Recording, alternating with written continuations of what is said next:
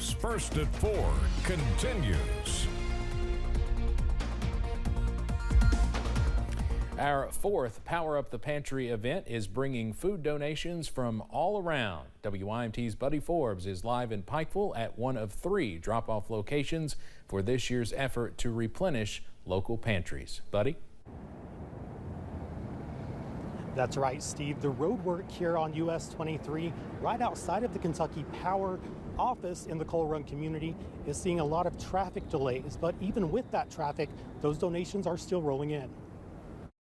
Fired up, Vanessa, fired up. Anytime there's a crisis in eastern Kentucky, the people pull together. From canned foods to dry goods, the 4th annual Power Up the Pantry is packing in the provisions. That we can reach as many people as we can and get food back into the pantry, and donations as well, because they can make a dollar go further than what we can at the retail store. Donations began trickling in at Kentucky Power's Pikeville Service Center Thursday morning to be used by God's Pantry in its efforts to replenish and restock area food pantries. You know, gasoline prices, medication, just their normal monthly expenses have gone up, and you know, the money that they bring in each month has remained the same or gone down, and that creates a struggle. With Helping Hands of Phelps on board, taking the donations to those who need them most. And we sometimes forget that this is going on right here in our county.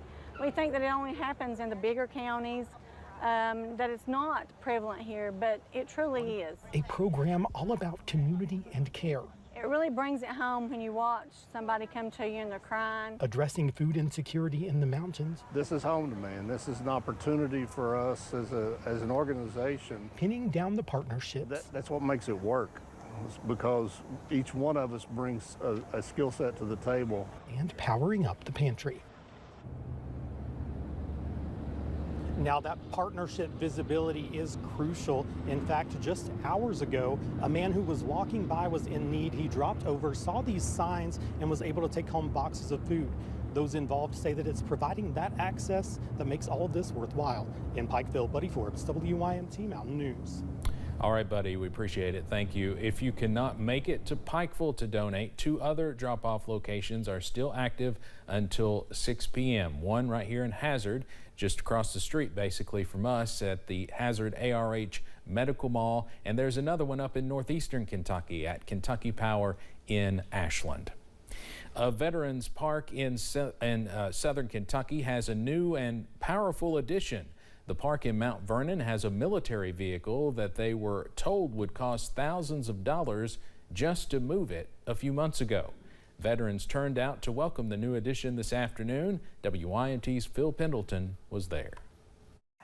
The Veterans Park here in Mount Vernon has been here for several months, and it's filled with flags and other monuments to veterans of all conflicts in the United States. But there's always been something missing, something that has not been possible until today. It is called a Bradley fighting vehicle. It looks just like a tank, and it was used a lot during the Gulf War. It's named after General Omar Bradley.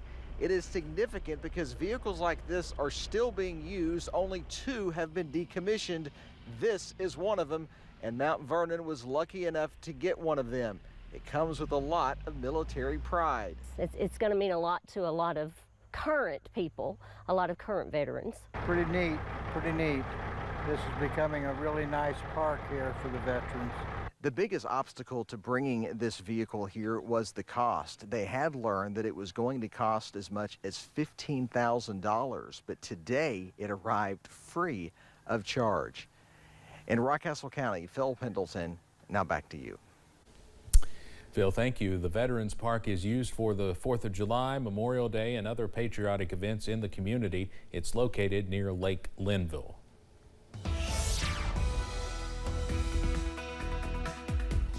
Well, our fall preview continues across the region into your Thursday, and it's going to also continue into your Friday as well. Here's a look across the region right now, looking from Buffalo Mountain to Pikeville to the London Corbin Airport. Also over in Moorhead, plenty of sunshine and blue sky this afternoon, and then awesome weather is going to continue into this evening, all thanks to high pressure. Those temperatures in the upper 70s for most of us, 76 in Jackson, 78 for London, 77 here in Hazard, and down to 70 over in Wise at this hour. Up on the radar. Again, we are dry thanks to high pressure, and that dry weather will continue not only into tonight but also into your Friday as we close out the work week. However, we are watching out for our next rain chance by this weekend, watching out for some showers at times on Saturday, also Sunday, before some more warmer, also drier air for much of next week. Your full forecast on the way in just a few minutes. Steve?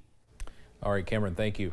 A grand jury has indicted Hunter Biden, President Biden's son, this afternoon on federal firearms charges. In July, Hunter Biden entered into a plea agreement with the United States Justice Department, but that deal fell apart in court. CBS's Natalie Brand has the latest from Capitol Hill. President Biden's son Hunter is facing 3 criminal counts related to his possession of a firearm. The indictment alleges Hunter Biden knowingly made a false and fictitious written statement when he bought a weapon in 2018 and unlawfully possessed the gun as a drug user. They all relate to false statements on a federal form in which Hunter Biden purchased weapons, and he said, "I am not using drugs," when in fact he was using drugs. The charges come a little more than a month after the Justice Department appointed a special counsel in the probe. An earlier plea deal fell apart in July over questions about an unusual diversion agreement. The indictment comes as House Republicans launched a formal impeachment inquiry into President Biden, centered in large part around Hunter Biden's business dealings. Do you believe the president went to Cafe Milano and had dinner with the clients of Hunter Biden, who believes he got those clients because he was selling the brand? So far, no hard evidence of any wrongdoing by the president has been uncovered. House Republicans spent this morning talking about their illegitimate impeachment inquiry, which is nothing more than a partisan political stunt. The special counsel overseeing Hunter Biden's case has indicated that tax-related charges that were part of the previous plea deal could still be filed. Natalie Brand, CBS News, Washington. If convicted of the gun charges, Hunter Biden could face a maximum sentence of 25 years in prison and fines of up to $750,000. In a statement, Hunter Biden's lawyer accused the special counsel of bending to political pressure. Coming up on First at 4, high gas prices seem to be having an impact on the buying habits of just about everyone. And more chilly weather is on the way tonight, but some warmer air on the way by next week. Those details coming up after this break.